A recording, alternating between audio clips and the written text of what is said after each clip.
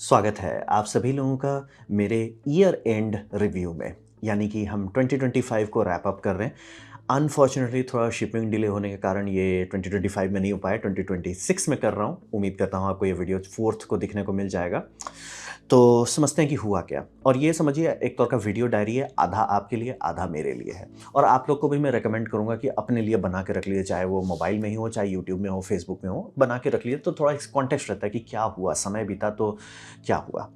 तो मेरा लाइफ अभी भी वो डायनामिक स्टेज में चल रहा है, यानी कि अच्छा बहुत अच्छा है, बुरा बहुत बुरा है। तो थोड़ा पहले बुरे को निकाल लेते हैं। तो सबसे बड़ा तांडव जो हुआ वो ये था कि मतलब मेरे पे जो केस चल रहा था वो ख़त्म हुआ डिस्ट्रिक्ट कोर्ट में। एक तो वापस उसको खोलने की कोशिश कर रहे हैं, बट चांसेस है कि वो वहाँ पे रैप अप करके हाई कोर्ट जाएगा। हाई कोर्ट वाला चालू हो गया है। ये थोड़ा-सा हमको बहुत ज़ोर से मतलब एक ऑलमोस्ट ट्रॉमाटाइज़ कर दिया था। एग्ज़ैक्टली वैसा जब ये शुरू-शुरू में स्टार्ट हुआ था, 4 साल पहले की बात कर रहे हैं। क्योंकि ऑलमोस्ट फिर ये लगा क्योंकि अगस्त में समझिए जब सब चीज़ निपटा था, तो एक थोड़ा-सा था कि मेबी इसके आगे कुछ है, थोड़ी ज़िंदगी हो, वो हो। ये वापस आ गया कि नहीं आया। और बात-वूत करने पे लगा कि शायद हमको ऑलमोस्ट रेडी होना होगा सुप्रीम कोर्ट जाने के लिए। तो ठीक है, ये हुआ। ऑलमोस्ट क्रैश आउट कर गए, तांडव हो गया, लेकिन ठीक है, अब इसको हमको एक्सेप्ट करना है। यहाँ पे अब मेरी इमैच्योरिटी नहीं चलेगी। यहाँ पे हमको अब मैच्योर होना होगा और हमको अब इसको इस तरह से देखना है कि हमको एक कैंसर हुआ है और मुझे नहीं पता कि ये कैंसर से हम ज़िंदा रहेंगे या मरेंगे। और इससे रोग आके काएँ-कुचूर करके कुछ होगा नहीं, सिर्फ़ मेरा जो बचा हुआ समय है, वो बर्बाद हो जाएगा। तो हमको नहीं पता कि आने वाला टाइम में क्या होगा। 1 साल हो, 2 साल हो, 5 साल हो, मेबी सब अच्छा होगा या मेबी सब बुरा होगा, हमको नहीं पता है। और उसके बारे में अब हम चिंता नहीं कर सकते। मतलब कि ये बहुत ही ज़्यादा वेस्टफुल है मेरे लाइफ़ के लिए कि इसी में हम गोल-गोल घूम रहे हैं। और हमको इतना मैच्योर होना होगा कि इसको त्यागना पड़ेगा कि ठीक है, जो होगा होगा, देखेंगे, मेरे कंट्रोल में है नहीं तो हम रो के भी क्या करेंगे और फ्रस्ट्रेट होके भी क्या करेंगे। और इसको केस के जगह पे हमको एक्सेप्ट करना होगा कि ये maybe lead to my end of life. तो अब जो भी है। इसको हम कुछ कर नहीं सकते, ये मेरे आउट ऑफ हैंड है। तो हमको अब एक फाइनल स्टेज में आना है। मतलब ये केस को हटा के कैंसर के तौर पे देखना शुरू करना होगा कि मतलब कैंसर जब किसी को होता है, मनाइए कभी ना हो, लेकिन अगर भगवान बचाए 4th स्टेज का कैंसर हो जाए तो आप क्या कर सकते हैं? कुछ नहीं। मतलब कि बस एक्चुअली प्रैक्टिकली बस एक ही ऑप्शन होता है कि आप दौड़िए डॉक्टर के पास, और दूसरा था जो बचा हुआ टाइम है उसको अच्छे से इस्तेमाल कीजिए। तो हमको ये मैच्योरिटी अपने अंदर लाना होगा। मैं 33 का हो चुका हूँ, 1993 से काउंट कर लीजिए। तो हिसाब ये है कि अब नौटंकी से काम नहीं चलेगा। मतलब कि आगे बढ़ना पड़ेगा, नहीं बढ़ेंगे तो मेरा ही समय जाएगा और कुछ होना नहीं है। तो ये था जो सबसे बुरा और डार्क टाइम। और मतलब इधर कुछ महीने से घर में हम अकेले हैं तो थोड़ा-सा ओवरलोड हो गया था, जो आप लोग देखे होंगे सैटरडे को एक लाइव स्ट्रीम में हम क्रैश आउट कर गए थे। होता है, लाइफ में होता है। और वो मेरे लिए काफ़ी अच्छा था क्योंकि जब क्रैश आउट कर गए तो ऑलमोस्ट एक दिमाग से झड़ गया सारा चीज़ कि इट्स लाइक अच्छा ठीक है, हो गया, कोई बात नहीं, हो गया। मतलब एक होता है ना, जब बिजली गिरती है तो आप बिजली से लड़ाई नहीं करते हो। उसमें जितने भी आपके सर्ज प्रोटेक्टर होते हैं वो लड़ते नहीं हैं बिजली से। वो सीधा बोलते हैं भैया तुम अर्थिंग में जाओ ना, हम तुमको ये तुमको हाई एम्प पाथ दे रहे हैं, लो इम्पीडेंस पाथ दे रहे हैं, टेंशन मत लो, अपना समझ के बैठ जाओ। तो मेरे लिए वो एक मोमेंट था कि निकाल लिए सारा भड़ास। अब जो होगा, होगा। जितना पैसा डूबेगा, डूबेगा। हम बस इसको केस की जगह पे कैंसर के तौर पे देख रहे हैं। ठीक है। ये बुरा था, जो बोले ना बैड बिकेम वर्स्ट। मतलब कि डिस्ट्रिक्ट कोर्ट में लोगों की बैंड बज जाती है, अब हमको तो हाई कोर्ट जाना पड़ रहा है। और वो भी लॉयर ही मजाक-वजाक बोला, "अरे क्या उतना टेंशन ले रहे हो? जाना सुप्रीम कोर्ट जाना।" मतलब हाँ, बगल में, अरे सर सोते उठेंगे पहुँच जाएँगे, कोई टेंशन नहीं है एकदम। But it is what it is. तो ये था डार्क साइड। अब रहा बात अच्छे की तरफ, अब आते हैं। अच्छा में ये था कि इस साल यानी 2025 में हम अपना स्पाइनल सर्जरी कराए थे। स्लिप डिस्क बहुत ज़्यादा परेशान कर रहा था। थैंकफुली ये कानपुर में हमारे जो डॉक्टर ने हम पे ऑपरेट किया, काफ़ी अच्छा रिजल्ट दिए। 80% तक प्रॉब्लम सॉल्व हो गया। यानी कि अगर अब हम ध्यान देके बैठते हैं तो मुझे स्पाइन में मतलब लेग हैमस्ट्रिंग में दर्द नहीं होता है। हैमस्ट्रिंग में कुछ नहीं है, नर्व पिंच हो रहा था स्पाइन में, इसलिए वहाँ पे दर्द हो रहा था। मतलब कि नर्व पिंच होता है तो नर्व जहाँ से कनेक्टेड है लगता है कि पेन वहाँ है, पेन वहाँ नहीं है। पेन मतलब वो मतलब जहाँ डिस्क पिंच हो रहा है वहाँ पे है। तो वो पहले से बहुत बेटर कर दिया और थोड़ा-सा दिमाग से लोड हटाया कि ठीक है, मतलब कि हम थोड़ा साँस ले पाएँ, क्योंकि हालत बुरा हो गया था। मतलब इतना बुरा हो गया था कि हम लेटे रहते थे तो भी दर्द रहता था। अब तो एकदम मतलब ऑलमोस्ट भूल ही जाते हैं कभी-कभी। बस ध्यान देना रहता है कि फिर से वैसा नहीं कर लें कि बैठ जाएँ तो बैठे रह जाएँ। अगर हम 20-20 मिनट वाला टाइमर सेट करते हैं एकदम फोकस रहते हैं, तो बल्ले बल्ले। अब मतलब प्रॉब्लम ये था कि बीच में इतना अच्छा से दर्द मेरा खत्म कर दिया, फिर से वापस बैठने लगे पागल जैसा, वो थोड़ा गलत फहमी था। तो आई थिंक हम 10% का ही रिकवरी लॉस कर दिए, बट ठीक है। हम मतलब अगर ध्यान देंगे, मेंटेन करेंगे अपने आप को, तो मतलब I am in a good path. एक तांडव भी हुआ था गाड़ी का, मेरा पहला गाड़ी का एक्सीडेंट हुआ। गाड़ी में हम थे, ट्रक जी ने चुम्मी दे के निकल गया बगल से। थैंकफुली ज़्यादा कुछ लॉस नहीं हुआ, पैसा ही गया, हमको कुछ नहीं हुआ और गाड़ी भी रिकवर हो गया। थोड़ा टाइम लगा बट हो गया। तो काफ़ी आप समझ सकते हैं इवेंटफुल रहा 2025 मेरे लिए। और रहा बात कि अब हम उस जगह पे आ रहे हैं जहाँ साइकोलॉजिकल रियलाइजेशन हो रहा है कि हमने इतनी सारी किताब पढ़े हैं कि अब वहाँ पहुँच गए, भैया सारा किताब तो घूम फिर के ही जैसा चीज़ बोल रहा है सब। आई थिंक मैं 10 किताब क्रॉस कर चुका हूँ या 12 हो गया होगा। तो बात यह है कि अब समझ में आने लगा कि प्रॉब्लम एक ही जैसा होता है सब इंसान को, सोल्यूशन भी एक ही जैसा होता है। इम्प्लीमेंट कर पाते हैं कि नहीं वो आप पे होता है, क्योंकि बोल रहा है कि मेरा जो बैंड बजा है उससे कहीं गुना ज़्यादा लोगों का बैंड बजा हुआ और लोग उड़ रहे हैं, एकदम टेंशन ही नहीं है, दिल खोल के उड़ रहे हैं। तो वो हमको सीखना पड़ेगा। It's like bitching is fine and dandy, but वो शॉर्ट टर्म होता है कि ठीक है आप बिच करो और आगे बढ़ो। तो ये अब आने वाले साल पे मुझे फोकस करना है कि ठीक है एक्सेप्ट करो और आगे बढ़ो। मतलब एक्चुअली एक्सेप्ट करो कि ठीक है हो गया, लेट्स जस्ट से कि अनुपम विपुल को कैंसर हो गया, क्या कर सकते हैं, हो गया, ठीक है छोड़ो उसको। अब मतलब it's out of my hand को actually out of hand accept करना है। देखिए उसमें हम कितना कर पाते हैं, क्योंकि हमको तरीका पता है क्या करना है, कैसे ठीक करना है अपने आप को, वो हमको पता है।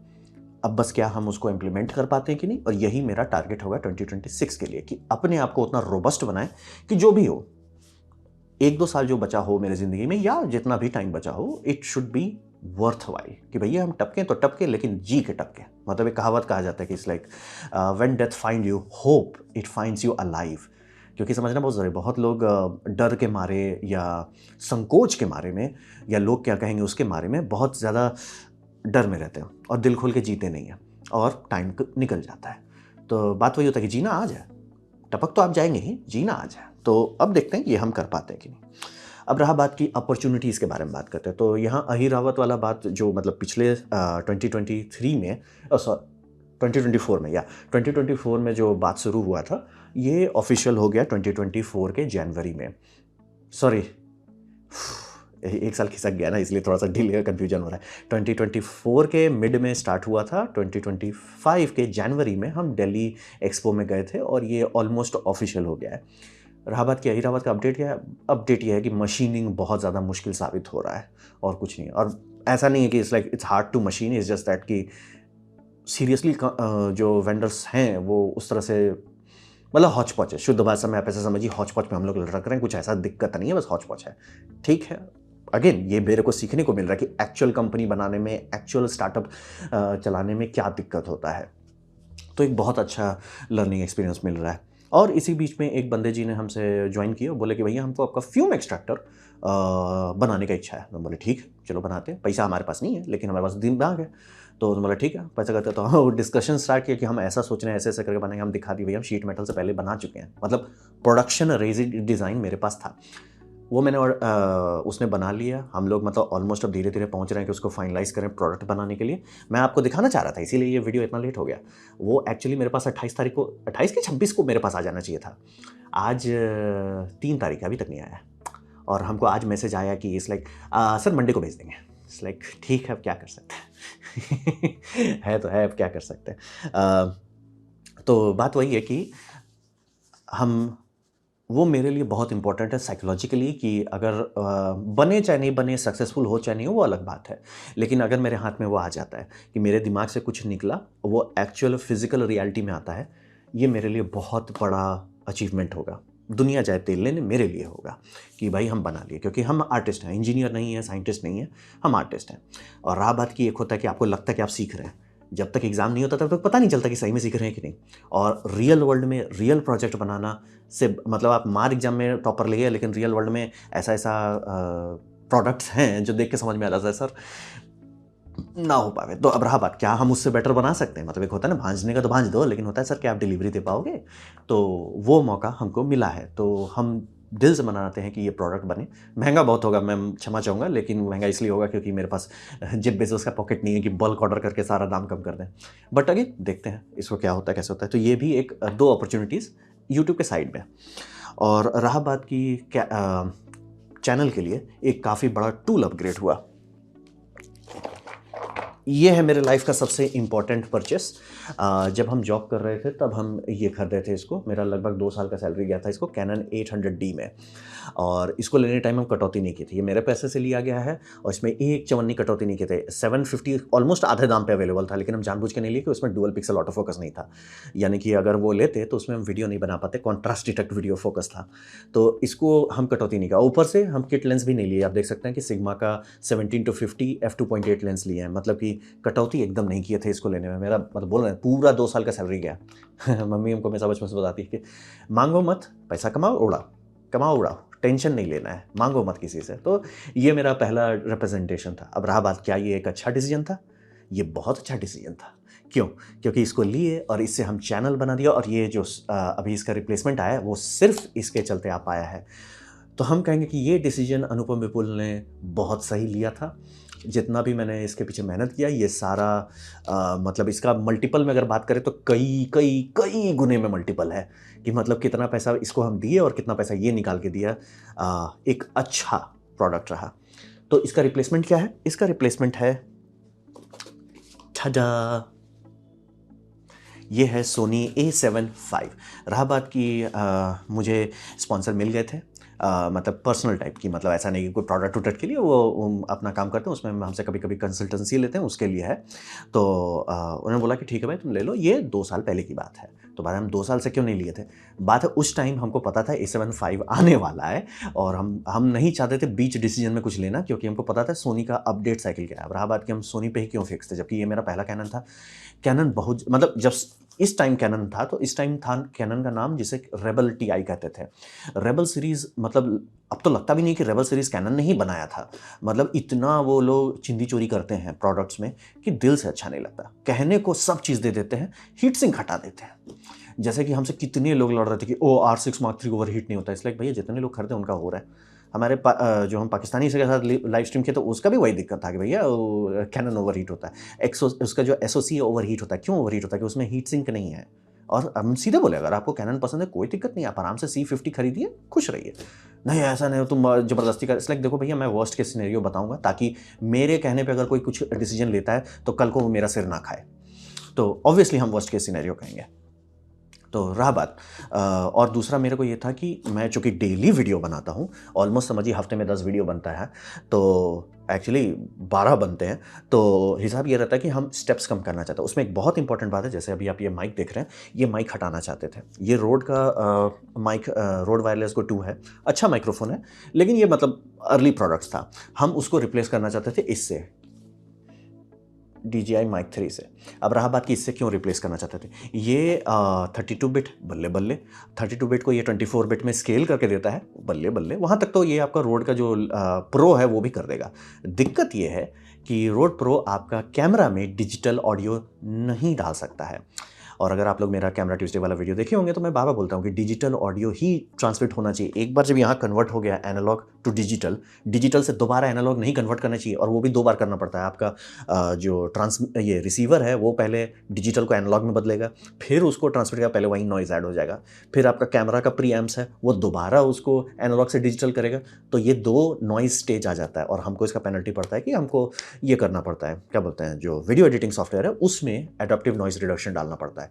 हम एकदम नहीं डालना चाहते। हम, मेरा आइडियल वर्ल्ड मेरा ये है कि फाइल इससे निकला, बस थोड़ा सा एडिट किए, और एडिट ऐसा नहीं कि एडिटिंग टाइप एडिट, बस कट किए फ्रंट और बैक, और जो आइकॉन्स रखता है वो डाल दिए, काम खत्म। और ये हमको उसमें काफ़ी मदद करेगा। क्यों? पहली बात तो 32 बिट है तो मुझे लेवल का टेंशन नहीं लेना है। इसमें 2 चीज़ है, adaptive gain control for balance volume, मतलब मेरा वॉल्यूम अप या डाउन होगा ये खुद ब खुद मैनेज करता रहेगा। दूसरा 3 लेवल ऑफ नॉइज़ रिडक्शन, यानी ये खुद नॉइज़ रिडक्शन। अब बोले यहाँ तक आपको ऑलमोस्ट सारी कंपनी कर सकती है, बस इसके एक स्टेप आगे, ये ऑडियो जो क्लीन है ये क्लीन नहीं रहेगा अगर एनालॉग से जाएगा। इसको क्लीन रहने के लिए सोनी कैमरा में हॉट शू माउंट होता है, उसमें डिजिटल पिन्स हैं। वो डिजिटल पिन के लिए अडाप्टर आता है, वो ऑर्डर किए, वो भी नहीं आया है। वो आ जाना चाहिए था मेरे पास 28 को, अभी तक नहीं आया है। आया भी तो गलत प्रोडक्ट आया, अब हमको शिप करना पड़ रहा है। वो शिप करेंगे, मत पूछिए। इधर मतलब मजाक हो गया है शिपिंग में, हर चीज़ में शिपिंग में मजाक हुआ है। तो वो एडाप्टर इसके साथ लगाएंगे तो डिजिटल ऑडियो रहेगा। तो उम्मीद ये है मेरा कि मेरा एक पूरा स्टेप खत्म हो जाए, मतलब मैं एक बार लेवल सेट कर दूं, सॉर्टेड हो जाए, हमको ना एडाप्टिव नॉइज रिडक्शन लगाना पड़े, ना तो लेवल गेन, मतलब छूना ही नहीं है, फाइल डाले, काम खत्म। तो वो करना चाहते हैं। तो आप समझ सकते हैं इक्विपमेंट में मेरा काफ़ी भरपुष्ट ये हम इन्वेस्टमेंट किए हैं। जैसे कि आप ये देख सकते हैं, ये लेंस के तौर पे लिए हैं। तो इससे क्या फ़र्क पड़ेगा? इससे सबसे बड़ा फ़र्क पड़ेगा कि आप लोगों को अब 4K में वीडियो आएगा। जो लोग मेंबर्स हैं वो ऑलरेडी देखने लगे होंगे, और आपको मंगल बुधवार से आप लोग को दिखना शुरू हो जाएगा 4K वाला वीडियो। तो पहला तो वो है। लाइव स्ट्रीम ज़्यादा शार्प होगा। जो अभी मैंने कुछ देर पहले लाइव स्ट्रीम किया वो भी चकाचक लाइव स्ट्रीम होगा। तो लाइव स्ट्रीम बेटर हो जाएगा, वीडियो 4K हो जाएगा। और मेरे लिए सबसे बड़ा बात है कि वो जो 31 मिनट का समस्या है कि इसमें 30 मिनट का रिकॉर्डिंग लिमिट है, और अगेन वो कैनन की गलती नहीं है, वो यूरोपियन यूनियन फूक रहे थे, उन्होंने लिमिट लगाया था। वो लिमिट हट जाएगा तो ये रहता है कि मैं आराम से रिकॉर्डिंग करता रह सकता हूँ। 1-2 मिनट आगे पीछे जाएगा तो उसके लिए हमको फिर से फाइल लो, काटो, जोड़ो, वो सब नहीं करना पड़ेगा। तो बेसिकली मैं स्टेप्स पोस्ट प्रोसेसिंग में एकदम कम रखना चाहता हूँ। मतलब मेरे को छेड़ना ही नहीं है। एक बार मैं सेटिंग सही सेट कर लूँ, छेड़ना ही नहीं है। मैं प्रेजेंटेशन बनाने में मेहनत करना चाहता हूँ, बात करने में मेहनत करना चाहता हूँ, एडिटिंग में नहीं करना चाहता हूँ। तो ये टूल जो है आने वाले साल में होपफुली मेरे को थोड़ा सा एड करेगा। जैसे कि जब ये माइक्रोफोन लिए थे, इससे पहले हम Zoom H1n इस्तेमाल करते थे, फचांग बहुत था। ये बहुत फचांग कम किया। उम्मीद यही कर रहा हूँ कि जैसे ही मैं इसमें शिफ्ट करूँगा और फचांग कम हो जाएगा। इस कैमरा में रिकॉर्डिंग लिमिट नहीं है और फचांग कम हो जाएगा। कैमरा ये स्टिल्स फोटो अभी तक हम छू नहीं पाए, टाइम ही नहीं मिल रहा था। तो वही है, ये साल मतलब काफ़ी डायनामिक रहा। एंड अब एक हम डायलॉग सुन लिए हैं, उसको हम इम्प्लीमेंट करेंगे। It's like it's a privilege to have pressure. मतलब कि मेरा दिमाग खप रहा है कि 3-4 चीज़ को हम कैसे मैनेज करें। ये एक बहुत अच्छा तोहफा है, एक बहुत अच्छा वरदान है कि क्योंकि एक्चुअल चीज़ है मेरे पास। ऐसा नहीं कि मेरा बॉस सिर खा रहा है, मैं खुद का बॉस हूँ, और कस्टमर डायरेक्टली मेरे कस्टमर है। और मतलब कि सब लोग चाहते हैं कि अरे काश मैं होता तो ऐसा करता। मुझे ये मौका मिल रहा है। अभी मैं इंजन कंपनी में काम कर रहा हूँ, तो जैसे मेरे को रहता है मैं हाइब्रिड बनाऊंगा, तो लो भैया मौका मिल गया। फिर रहता है कि अरे हमको फ्यूम एक्सट्रैक्टर चाहिए, बना लो। तो ये बहुत अच्छा तोहफा है। बैंड बज रही है, मैं एकदम मजाक नहीं करूँगा, बैंड बजी पड़ी है। और पैसा का तो बात ही क्या करे, है ही नहीं कुछ, क्योंकि ये भी मैंने नहीं लिया है, ये मुझे तोहफे के तौर पर मिला है। जो लोग मेरा चैनल जानते हैं उनको पता है किस कौन हमको देता है ये सब चीज़। तो ऑब्वियसली ये इतना हम नहीं अफोर्ड कर सकते, बट होप कर रहे हैं ये थोड़ा सा मनी थोड़ा सा ये करे। और मैं बहुत शुक्रगुजार हूँ उन लोगों का जो लोग मेंबर बने हैं, क्योंकि यूट्यूब का ऐड में दिक्कत यह है कि ऐड कभी कभी बहुत प्रेम बरसाता है एकदम, और कभी कभी चिल्लर छुट्टा भी नहीं देता है। ये जो रैंडमनेस है ये बहुत तकलीफ देता है, क्योंकि आप मतलब डिसाइड नहीं कर सकते क्या करना है। और वहीं पे जितना मेरा मतलब आई थिंक 25% जो है स्टेबल, मतलब ये है तो है। तो मैं मेंबर से बहुत खुश हूँ, उन लोगों ने बहुत सपोर्ट किया है, और काफ़ी हेल्प भी करते हैं, क्योंकि सारे वीडियो उनको पहले देखने, ये हुहा लेवल का बात कर रहे हैं, उनको वीडियो पहले देखने को मिल जाता है। वो हमको पहले ही बता देते सर आप इंग्लिश का वीडियो अपलोड कर दिए हैं, या ये कर दिए वो कर दिए, वो तो बता देते, तो बहुत काफ़ी हेल्पफुल रहता है। तो और मैं कोशिश करता हूँ कि सारे जितने लोग मेंबर हैं सबका वीडियो पे सबके कमेंट पे हम रिप्लाई करते रहें। और अगेन अगर हम आपका कमेंट नहीं रिप्लाई कर रहे हैं और आप मेंबर हो, मतलब आपका में एक्चुअल लोगो है और आप नहीं, आपको कमेंट का रिप्लाई मिल रहा है, दो ही चीज़ हो सकता है। पहला, आपने ताज़ा लिखा है और अभी हम देखे नहीं है। दूसरा, यूट्यूब ये कर रहा है उसको, मतलब हमको दिखा नहीं रहा है। ऑब्वियसली इतने सारे हम वीडियो डाल चुके हैं, 700-800 वीडियो के आसपास है, हर एक में जाके तो हम चेक नहीं करेंगे। हमको नोटिफिकेशन कई बार नहीं आता है, और हम एक तो पूरा फिल्टर से बनाए हुए हैं जो हमको प्रायोरिटाइज करके दिखाता है मेंबर्स कितने हैं। तो मैं जम के लगा हुआ है। जो बीच में अभी एक बंदा बोल रहा था सर आप 2-2 साल पुराना वाला क्यों, वो मेंबर अभी रिसेंटली बना, आपको पूरा पिछला 2 साल 4 साल का रिप्लाई करना पड़ा। हम सबका करेंगे, जितना भी मेंबर है मैं पूरा जी जान से मेहनत करता हूँ, सबका एक एक कमेंट को रिप्लाई करूँ अगर वो मुझे दिखता है तो। अगर यूट्यूब उसे छिपा दे रहा है हम कुछ नहीं कर सकते तब। तो वो है। तो ये साल काफ़ी इंटरेस्टिंग रहा। और एक छोटा सा चीज़ हम ट्राई किया था, जो होपफुली हमको कल थोड़ा सा टाइम मिलेगा तो हम उसको भी करेंगे। हिसाब ये रहेगा कि हम एक ईमेल लिखे थे अपने लिए कि 2023 में क्या रहा, 2024 में क्या क्या हुआ, और 2025 का एक्सपेक्टेशन क्या है। ये ईमेल हम फ्यूचर डेट कर दिए थे, शेड्यूल किए थे, हमको शायद परसों मिला है। हम थोड़ा सा चौंक गए थे कि अरे ये कहाँ से हुआ। एक साल में आप भूल ही जाते हो कि आप डाले हो। तो अब फिर से हम वैसा करेंगे कि अपने लिए एक ईमेल लिखेंगे, पर्सनल ईमेल की क्या है, क्या सोच रहे थे। तो हिसाब वही है कि अच्छा रहा ये साल। और मैं आप लोगों को कहूँगा साल को कोसना छोड़िए और अब इसको मनाना सीखिए कि इट्स लाइक ठीक है ना सर, अच्छा है, अच्छी बात है, बुरा है, कोई बात नहीं है, इसको जीना सीखना पड़ता है। मतलब बोलते हैं ना ज़िंदगी आसान होती नहीं है, जी आसान बनाना पड़ता है। Don't wish you it was easier, wish you were better. तो मैं वो अगेन ये आधा आपके लिए आधा मेरे लिए, मैं खुद भी अभी वहाँ नहीं पहुँचा हूँ जहाँ पे अपन चिल कि भैया कुछ होगा देख लेंगे, मतलब हदस जाते हैं बात बात पे, और मजाक भी नहीं कर रहे हैं। मेरी बैंड बजी पड़ी थी आई थिंक 22 को, हाँ 22 को मेरा बैंड बजा पड़ा था। बट सच इज़ लाइफ, होता है, और उसको अब हमको एस्पेक्ट चेंज करना है, it's like it's not case, it's cancer and I have to just accept it. ठीक है, हम जी रहे हैं, जितना दिन बचा है जी लेते हैं अच्छा से, जो होगा भविष्य में देखा जाएगा, क्या कर सकते हैं। बहुत लोगों को जो मेरे से भी अच्छे लोग हैं, दिल के अच्छे लोग हैं, ईमानदारी से ज़िंदगी जी हैं, उनको कुदरत ले के मार रहा है, तो भैया मैं क्या रोऊँ। बोले ना, कर्ण को नदी में बहा दिया गया, तो वो तो कभी रोए नहीं। श्राप के ऊपर श्राप लगाया गया ताकि वो अर्जुन को फ्री का नाटक टपका दें, क्या क्लेम किया, तो वो नहीं रोए तो हम कैसे रो लें। मतलब कर्ण जैसा योद्धा से सीख लेना चाहिए कि भैया ज़िंदगी में कुछ भी हो, रोने का नहीं है। Never be a victim, never be a victim. आपको कोई मिसाइल मार दे तो भी आपको विक्टिम नहीं बनना है कि इट्स लाइक आप वहाँ पहुँच कैसे गए कि आप पे कोई मिसाइल मार दे। तो कॉन्टेक्स्ट वही है कि इट्स लाइक आइडियल की तरह, मतलब आइडियल ऑब्वियसली नहीं कोई हो सकता है, बट कॉन्टेक्स्ट होता है कि आप उसको चेस करें। ये मेरे को बनना है कि भैया जो होगा होगा, जो देखा जाएगा देखा जाएगा। कोशिश ये करना है कि इस लाइक अपने आप को स्थिर कर लेना है। अच्छा होता है अच्छी बात है, बुरा होता है कोई बात नहीं है। तो देखते हैं 2026 कैसा साबित होता है। I am hopeful, let's see क्या होता है आगे, और उम्मीद करता हूँ आप लोग भी अपने लिए थोड़ा सा मेच्योरिटी वाला रेजोल्यूशन बनाएंगे, हु हा नहीं, हाइप नहीं, मेच्योरिटी वाला जो आपको आगे ले जाएगा।